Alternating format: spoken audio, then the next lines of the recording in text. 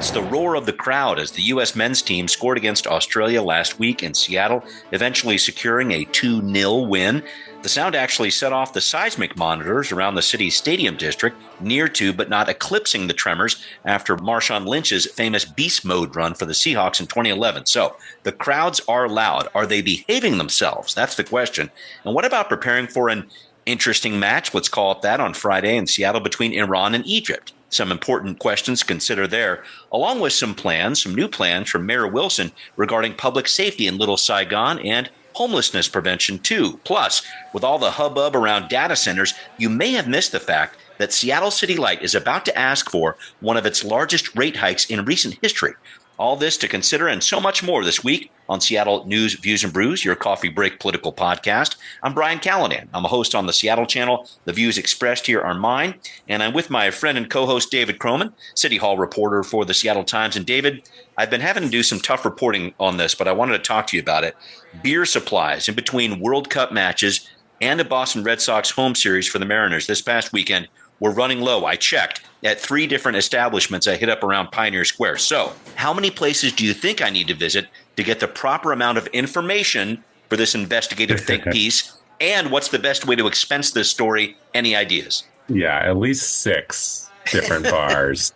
And you can probably send this expense to, send it to the Seattle channel, the city of Seattle. I'm sure they'd be happy to reimburse you. Yeah. Beers just come better in 6. That's why they put them in 6-packs. I love it. David, thank you. Sound advice as always. Thank you, David. Thanks to our background noise sponsor, City Grind Espresso on the first floor of City Hall. Thanks to our patrons. Eric, a shout out to you. Appreciate you reaching out last week as I was working on a show for the Seattle channel. Appreciate your input there. And here's the deal, folks. If you want to connect with us on this podcast, get your questions about local government answered, become a patron. Giving levels start at just $5 per month. You get access to patrons' first podcast. You get a cool decal. So please find Seattle News, Views, and Brews on Patreon and become a patron.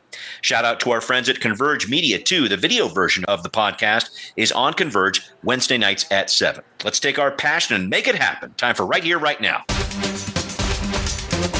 David, just catching up on World Cup energy here, which has been pretty awesome to see downtown, I got to say. From this man's perspective, I've really dug what I've been seeing down there. I thought the first big test was USA versus Australia last Friday. Pioneer Square was packed to the gills. It seemed like Seattle weathered it fairly well. The reports I saw, 4 arrests total, not too many people getting out of line, 2 for trespassing, 2 for unauthorized use of drones. What was your take on how it all went down last week? Yeah, I got to, was cruising around town before both matches. I went to the watch party on the pier near the Overlook Walk for the USA one because I was in town, so I just stopped by. And I didn't see every corner of the city, of course, but I just thought the energy was on a level I haven't seen before. And that, I've been to Mariners playoff games. Of course, there was the Super Bowl All-Star game. I just thought this was at a different level. And I think it's because it felt like it was about more than just who was going to the stadium. There really was a whole city environment. People got there early and then weren't in a hurry to leave. The fact, I think, that there were other matches after the USA game, so people kind of hung around and kept watching. And I'll admit to being a little bit of a cynic about all the lead up to the World Cup. And it's totally exceeded all of my expectations. I think the city has looked great. I think the energy has been wonderful, and I think it's been a really good event for the city. I happened to be out of town when that match was happening, but just to see the entire waterfront full, the Overlook Walk heading up to Pike Place full of people watching down there, that was pretty impressive. I do need to ask, though, just some thoughts about Iran and Egypt coming up this week. Again, a match here in Seattle, 2 countries where homosexuality is criminalized. They're playing at the height of Pride Month in Seattle. Some Pride events are scheduled that very day on Capitol Hill nearby. Any concerns about this coming Friday? What do you think? No, I wouldn't say concerns. I mean, of course, this one has heightened political tensions, just who the countries are. You could imagine maybe that some of the enthusiasm wouldn't be there because, with the Egypt-Belgium game, there was a pretty big contingent from both countries. Hard pressed to imagine that there's going to be a major Iranian presence. I mean, there's about 10,000 Iranians who live in Washington as part of the Iranian diaspora here. But, talking to folks who live in that community, there's kind of a lot of mixed feelings about the team right now. In some sense, it's not unanimous by any stretch, but some sense by some that the team is kind of whitewashing the current regime.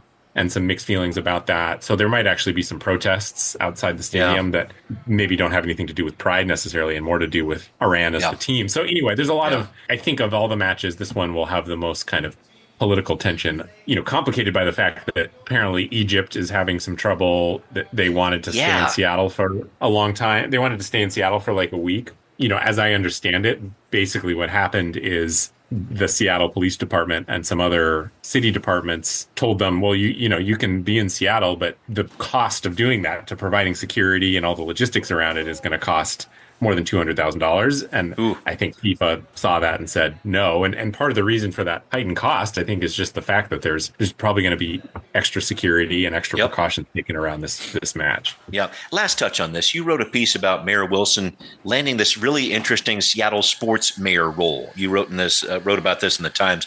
I know we've talked about this earlier. Wilson, of course, not really a jock in the same way that Mayor Harrell or even Mayor Durkin were, but here she is. And I think you importantly pointed out, beyond the cool factor of being a part of a Seattle Seahawks Super Bowl parade, which she was, possibly welcoming the Sonics back to town in the near future, the World Cup has, in a way, shaped her agenda. Can you touch on that? Well, first, I wrote that piece just because I have a hard time not thinking it's funny that we have these pretty and she thinks it's funny, too. Exactly. Yeah, we have these two sports-centric mayors in a row who, it's not their whole identity, of course, but it was not an insignificant a part of their identity. The Jenny Durkin helped negotiate the climate pledge agreement and talked about the Sonics a lot. And of course, Bruce Harrell was an All-American linebacker for the University of Washington. So, you have these two sports junkies as mayor, and then comes Mayor Wilson. She's upstate New York, kind of crunchy. I don't know if I want to use the word hippie, but, by her own admission, professional sports was not important to her before being mayor. And now here she is at what I would say is perhaps the apex of Seattle sports between everything that's happening. And that alone, I just thought was funny. I had to point that out. But then, I mean, it is shaping her agenda in that, I know a lot of the first year has been taken up by her decision-making process around surveillance cameras, of course, and how that relates to the safety of executing on the World Cup. And then, questions about shelter and where people should go and what it means to, quote, to make Seattle clean. For the fact that she's probably the least sporty or jockey mayor that we've had in a while. Yeah. This World Cup has really kind of shaped her agenda in the first year, for better or worse. This goal of having 500 shelter beds by the World Cup was not met. But it's been this kind of interesting, I guess you could say, an eighth of the way marker point for her tenure as mayor. I want to dive a little bit further into the mayor's homelessness prevention plan. She actually unveiled something new last week. Her office put out a request for proposals for an $8 million project so an agency could process applications for rental assistance. The intent here is that those who are housed can stay housed. And David, I know rental assistance is very important. The mayor's office points out that eviction proceedings have gone up and really stayed up since the pandemic. But I think it's also important to point out that rental assistance is intended to help people before they are homeless. So these are people who are not on the streets. I just wanted your take on this plan that the mayor released late last week. Yeah, I mean, I think it's worth pointing out, this money was there before she was mayor. And so there's, in some ways what this is just kind of kicking off the process to get this stuff out the door and find people to execute on it. Yeah, rental assistance, there's a lot of disagreement about, particularly in the affordable housing space, which is having a lot of troubles. There's a lot of disagreement around what the kind of best path forward is for that affordable housing space. But rental assistance is something that both landlords and tenant rights advocates see as a very good thing because, landlords, despite some of the stereotypes, do not like evicting people generally. It's difficult for them. It costs them money. In King County, increasingly trying to evict someone, it means a legal process. There's a court around evictions and people are guaranteed defense protections. And so, landlords certainly would prefer to not go through all that, particularly if this is a tenant that truly is just behind on a couple months rent. Their preferred solution is bring them up and pay for that. And then, of course, tenant rights advocates similarly would prefer that you fix the problem before it occurs. And is $8 million enough? I don't know. We'll see. But rental assistance, I think, particularly over the last 5 or 6 years, has been a fairly agreed upon strategy to prevent people from basically ending up on the streets. I wanted to touch on a few data points from this week. The point in time count, where there are a number of agencies that go out and actually count up the number of people who are homeless on our streets, unsheltered. The increase in the overall number of people who are homeless from 2024 to 2026, it did go up 9%, but compare that to the growth between 2022 and 24, when that increase was 26%. It looks like there's still some growth in terms of the amount of homeless people that we have, but that growth has slowed a little bit. I've got that in one corner here, David. And then I'm kind of checking in on this new tiny home facility the city opened up in the Inner Bay neighborhood. The mayor was very excited about this a couple of weeks ago to open it, but the recent reports show only 15 residents have checked in for the 75 slots that will be available there. I know I just threw a lot of numbers out there, David, but I'm trying to look at what's happening in that Inner Bay neighborhood, and I'm trying to look at these overall trends for homelessness too. What are you seeing put together, especially when you think about what's going on in Inner Bay with that place not full? Yeah, I think the Inner Bay piece, I just think that's going to take a little bit of time. You hear this a lot, that case management or connecting people to services, it's not always quite so simple as just going out and saying, hey, I've got a spot for you, let's go. Generally, you have to build up some trust with the people that you're working with. And you want to find people that you think are going to succeed here. So I'm willing to give that space a little more time before we start really questioning whether it's being put to full use. That said, it is worth paying attention to, because if we're trying to get 4,000 people off the streets and it takes this much time to get 15 people in, then the math doesn't quite work out. Again, no, I think it's worth giving the caseworkers and people who are working with folks a little more time on this. As far as the point in time count, I guess I'll go on record first to say I'm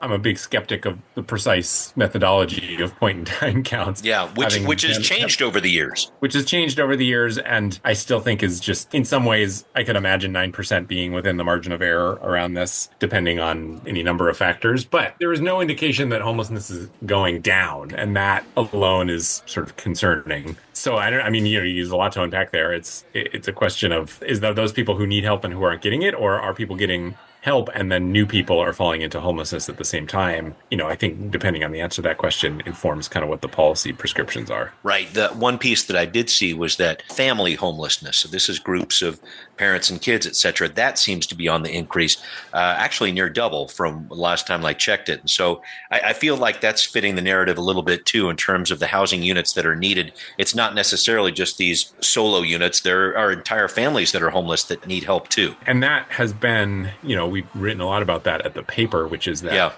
vacancy rates in affordable housing is going up at the same time as our homelessness numbers. And a large part of that is because so much of the portfolio of affordable housing that the city built were 1-bedroom and studio apartments, which now, frankly, because there has been a lot of private market supply that's come on as well, and rents in the private market in those particular units have actually kind of flatlined or even fallen a little bit. So the difference between the affordable and market rate 1-bedroom and single and studios is really not that much. And it's close enough that a lot of people opt for the private market because it's just logistically less difficult than filling out all the paperwork. You've got this sort of perverse situation where you have city-funded projects that are not filling up all the way, while there's huge demand for family affordable units. But the finances on building those just doesn't quite pencil in the way that 1-bedroom and studio apartments does. I think that's part of the justification for the Seattle social housing developer, is they say that their long-term goal is to build kind of more family-oriented units, and they can do it without having a lot of the baggage around low-income housing tax credits and office housing applications and things like that. But affordable housing providers for a long time have been calling on the city for a kind of reset on its strategy for how it wants to direct its money. That hasn't really happened yet, despite those calls now happening for a few years. The city, as far as I can tell, is still building studios and 1-bedrooms, even though those aren't the ones filling up. But it shouldn't come as a surprise to anyone that there is an immense demand for affordable family housing. Thank you for that, David. All right, up next, a new public safety plan for Little Saigon that might seem a lot like a plan you've seen before. Details next on Now Hear This. A few days ago, Mayor Katie Wilson announced a strategy to target crime in the 12th and Jackson neighborhood. If you're not familiar, this area is infamous for its open-air drug markets and the sale of stolen goods. The mayor said in a statement last week that this type of activity will not be tolerated. She's stepping up police patrols and adding services too, saying people engaged in illegal activity are either going to be arrested or put in a diversion program. As she said in her State of the City address just a few months ago, responding to public safety concerns can't stop at hoping the problem will go away. We have to do better for our kids. And I know that hopes are not enough. My job as mayor is to do everything I can to turn those hopes into realities. My job is to take action. David, I got to say, here we go again. More police, more services now at 12th and Jackson is the plan. I'd like some thoughts about what the mayor is promising here, because it's definitely something other mayors have talked about before, and definitely something Wilson was talking about on the campaign trail. Yeah, I mean, I think that is one thing that's important to remember is on the campaign trail, we heard this a lot from Wilson saying, I don't really understand why we don't have a more constant police presence at 12th and Jackson. And she often would kind of chuckle to herself saying, it's surprising that I'm the one on the stage saying that, even though I'm supposed to be, the radical socialist or whatever. So, this was a strategy that she has forecasted for a while. I think this city is intensely hungry for anything that resembles action around that area, and particularly the people who live and work around there, and understandably so. It's not a good scene at 12th and Jackson. If past examples of this strategy are any indication, because there was a couple instances where this was referred to as a new strategy. I think to your point, it's not a new strategy. This is something that many mayors have tried before. Oh, yeah. But they do tend to have a short-term effect. Having a police hotspots generally does make a difference in the short term, and you can usually see it and feel it. The thing that has never happened before is long-term sustainable success. So yeah. I don't know what that looks like. I don't know that Mayor Wilson knows what that looks like. I think, though, she does understand that beyond just the kind of human suffering and illegal activity that is occurring at 12th and Jackson that's not good for anyone in the area, it's also sort of become a symbol of what isn't working in Seattle. People can point to 12th and Jackson and say it's a tiny area relative to the city. It's intensely well known. Everyone's aware that it's not a good situation, and yet nothing has changed. Why? And I think that's a fair question to ask. And I think this is probably an example of Mayor Wilson doing something which might have a short-term effect, and perhaps trying to buy herself a little time to figure out what the long-term plan is there. I wonder about that long-term plan too, because admittedly, it's been a couple years since I've been up there and really tried to report on what's going on the area. The part about the stolen goods issue that I found really difficult to watch when I was there was that people were pulling up in not bad-looking cars. And I might be taking a bit of a leap here, but in my mind, they were clearly able to afford to go to a store to purchase things. I'm just going to say that. But instead, this market for toilet paper stolen from Target, for example, clothing stolen from Marshall's, it was alive and well. And it wasn't just people on the street that were buying this. It attracted this outside market as well. And it was almost a little scary to see. And it made me think a little bit of the efforts to deal with prostitution in Seattle almost. And I know I'm taking a little too far here, but stopping that demand side of the equation when you talk about certainly the stolen goods that are up there, it's a really weird situation going on. Totally, yeah. And that's a good way of putting it, whether you're addressing the demand or the supply, because the demand is what ideally what you'd want to fix, and it's what would require fairly intense and long-term resources to provide services and housing to people so that the demand for what's being sold there goes away. And then if that goes away, then you kind of fix the problem. Right. That takes a lot of time, money, and energy. It hasn't worked so far. And so kind of the plan B is going after the supply. And I think that's what police represent. It's going after the people who are bringing that whatever illegal activity there. Yeah. The problem is, I do think there's this sense that you've got drug dealers and the people who are buying and consuming the drugs, and we should just arrest the drug dealers. It's never quite that simple, because a lot of the people who are selling drugs down there are doing so to feed their own drug habit. And then it's just not quite so neat as saying, hey, arrest the bad guys, help the victims. Yeah. It just tends to be a lot more complicated and nuanced than that, because there is a lot of really complicated problems that are leading to the situation on 12th and Jackson. I wanted to talk about another part of our economy, if you will, and a report from last week from the Downtown Seattle Association that pointed at Seattle's Jumpstart payroll tax as the predicator for an economic slowdown. So the tax impacts Seattle's largest businesses, if you weren't aware, who have a payroll expense of over $9 million and at least one employee earning $194,000. Now, these thresholds are adjusted annually based on inflation. The report says since the Seattle City Council implemented this payroll tax, downtown Seattle has lost around 30,000 jobs. The office vacancy rate increased to 32% in the downtown core, and more than $10 billion in office value has been lost. The jobs, a lot of office space, it's moved over to Bellevue, is what the DSA is saying. David, I just wanted your take on this. Is it accurate? Is it fair to make that causal relationship between Seattle's economy and Jumpstart? Help me with your thoughts about this report. I'm not saying it's wrong, But I'm just saying this connection, but the connection between Jumpstart and the job losses specifically is a really tight one that the DSA is trying to argue for here. Yeah, they are. I think it's hard to deny that there has been some growth in Bellevue in places where there has not been growth in Seattle. And it can be a little hard to parse all of it, but the reality is Amazon has added more jobs in Bellevue than they have in Seattle, and even shrunk some of their presence in Seattle. And so that appears to be true. It's also true that Seattle has higher taxes than Bellevue. All of this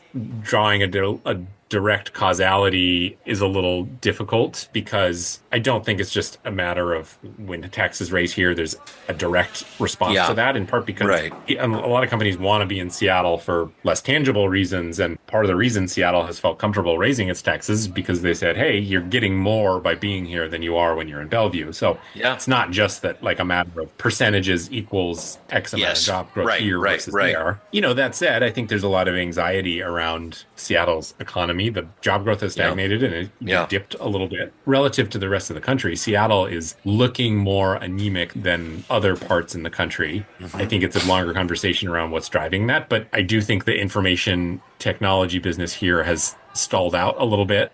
It'll be interesting to see what happens in the whole state and the whole tech economy over the next 4 or 5 years, because I think there's also some sense that a lot of the reductions have come as a result of AI and are hitting the kind of more corporate, higher level jobs that a lot of them, which happen to be in Seattle at the same time. So anyway, that's a little long-winded way of saying, I think there's a kernel here that's probably true. I don't know that you can trace Jumpstart precisely to what it means for jobs. And then, the biggest question that most people would want answered is it worth it? Because the city's budget would be in a lot worse place if it didn't have Jumpstart. It would, the budget hole would be quite enormous. Like $400 million in 2024. I mean, we're talking about a lot of money here. Exactly. And I don't remember what the exact number was, but more than 100 million of that went to just plugging the deficit hole. And, it's going to build affordable housing. There's obviously issues in that sector too. But I think for most people, it's not quite as simple as just looking at Jumpstart's impact on jobs. The other question is Jumpstart buying us things that we wanted? Because there was enormous political popularity behind that tax. No one's tried to touch it since. I think the real reason it would become a genuine issue, is if there is a conclusion, and some people argue that this is the case, that it's just not doing what it's supposed to do, and it's not getting us, that basically the juice of Jumpstart is not worth the squeeze on jobs. Right. I mean, it's been used for so much of the budget plugging over the past couple of years, and I have to think that trend's going to continue this budget session too. Thank you for that, David. I do want to talk about something coming up here. Behind all the headlines about data centers and the pull on Seattle's power supply, there is a significant rate hike coming up for customers of Seattle City Light. We've got that story coming up on What's Next. David, you reported recently on a plan from Seattle City Light to implement what could be the biggest bill increase for ratepayers in recent memory here. We're talking about a 9.5% jump for each of the next 2 years, or about $10 a month more for most customers. Why is that happening? What's going on here? A lot of reasons it's happening. I mean, the big ones are, say the biggest one is demand is going up and is expected to continue to go up. All the projections, thanks to electrification of a lot of our homes and cars and increasingly infrastructure, the city just needs a lot more power than it has right now. If nothing has changed, then they're expecting that by 2045, we would see 20 days a year when we have more demand than supply. And that is not a good place to be for a major city. And, I think people in Seattle have gotten really used to essentially just very cheap electricity because we have these dams that we've had forever, and they generate at least what used to be basically plentiful power for relatively cheaply. And it was just never an issue. And that's just not going to cut it anymore. And so City Light is in the middle of what is going to be a pretty massive policy shift, identity change, where it has to actually go out and, for the first time in its history, create or buy new sources of energy, all of which is going to be more expensive than what we create right now. So that, I think, is kind of the major underpinning of it. But there's a lot, other pieces around it too, are just that there's been a lot of deferred maintenance. They have kept their rates artificially low because they wanted to not burden ratepayers too much in the aftermath of the pandemic. There's drought, there's more extreme weather events. So kind of a morass of different things that are all converging at once. And I expect we might look back on a few years at 9.5% increases and think that looks pretty small. That's a very good point. And it's important to point out that the City Council is looking at a resolution on the docket this week to approve City Light's integrated resource plan, as it's called, and also keep pushing along this path to have greenhouse gas free power by the year 2045. So they're really aiming at that spot about 20 years from now to have a lot of changes for Seattle City Light. And I know the council's been hemming and hawing about this. They don't like these rate increases, but I guess I'm kind of looking bottom line. I don't think that there are many other options than to approve City Light's proposal, right? No, and part of the reason that's the case is because there exists an independent review panel whose job is to examine the proposals coming out of City Light, and they don't have any dog in the fight. Their job is to be the representative of the ratepayer, and they said, we don't see any way around this. The math here makes sense. It's unfortunate, but it just is what it is, because if they don't raise rates, it's not far-fetched at all anymore to say we'd start looking at blackouts in the city of Seattle, and that for a city that is built on large part on tech right now, the notion that this city could experience power shortages is kind of sobering, and I don't think anybody wants that. Again, if there was fault here, it's that they didn't raise rates earlier, that they probably, perhaps what they should have done was do slightly more subtle but higher rates in recent years. So there would still be increases this year, but maybe not quite as dramatic. But it's easy to say that now. But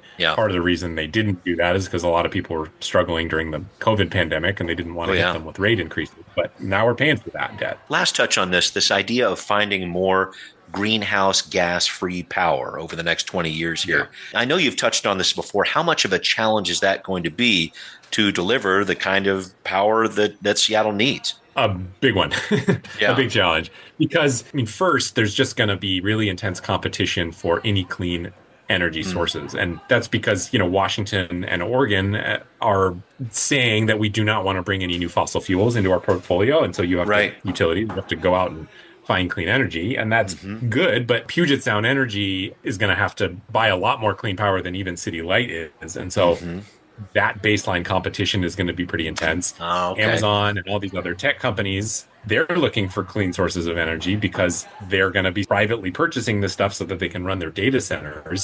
So there's, on the one hand, there's just really intense competition. Probably the number one issue, though, is there just are not enough power lines. We have this really, really dramatic bottleneck of transmission. And so you could cover all of Eastern Washington in solar panels if you want, and it wouldn't matter because there's just there are not the lines to get it to where you want to go. So that is going to be the number one issue. That's a federal issue because it's the Bonneville Power Administration. I don't know if anyone has great trust in the federal government's ability to deliver on basic services right now for a lot of reasons. So it's a pretty hairy knot to untie. David, thank you for that. I do need to wrap up with you, though, and I wanted to head back to the world of sports. I'm caught up in more World Cup action here. I don't know if you heard about this, but this Seattle team led by Mayor Katie Wilson, Councilmember Rob Saka, City Attorney Erica Evans played on this squad too. They beat a visiting Australian political contingent 4-3 last week. This match happened in West Seattle. It was billed as a friendly soccer match just before the actual World Cup meeting of the two countries there. The West Seattle blog reports there were two players on the American side who play semi-pro soccer for the Junction FC out of West Seattle. They scored two of the goals. I'm just trying to get a ruling here. Did we cheat? Is this game under protest? What do you think? Does sound like cheating. Yeah, I don't know how athletic the other. Well, I know that Rob Saka ran. I mean, he made a big deal out of it. He ran in the Boston Marathon, so I know he's got some legs. For everything I just said about Katie Wilson and her relationship to sports before, I have heard and seen videos of her that she's actually a pretty good soccer player. I don't know how the other elected officials stack up, but yeah, I think bringing semi-pro players onto your team feels like a violation of the rule. Yeah, some home cooking there for sure. We'll have to see. We'll see what the International Federation of Sport has to say about that one. David, thank you as always for joining me. Thanks to everybody who's listening to Seattle News, Views, and Brews, where you can always find out what's brewing in local politics. Become a patron, please. Check out Seattle News, Views, and Brews on Patreon. Pledge $5 per month or more. Thank you very much for the help. It's great to have you listening to this podcast on Apple, Spotify, wherever you tune in. We are there. Thank you for that. Thanks also for watching on Converge Media. We'll see you next time. Seattle News, Views, and Brews is an independent production of Callanan Media Services. Copyright 2026.